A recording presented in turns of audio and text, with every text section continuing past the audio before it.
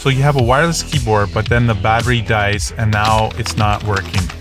Wireless keyboards are convenient. When the battery dies, it's actually not very convenient after all. I'm going to be upgrading my old keyboard to make it USB-C charging.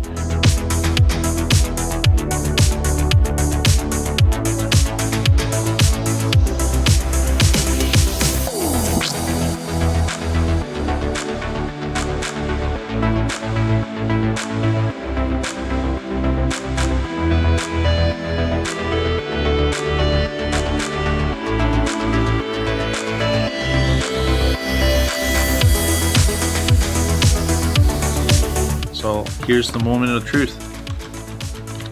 You can see that it is working. That's fantastic. That's how to upgrade your keyboard to USB-C. Have a great day.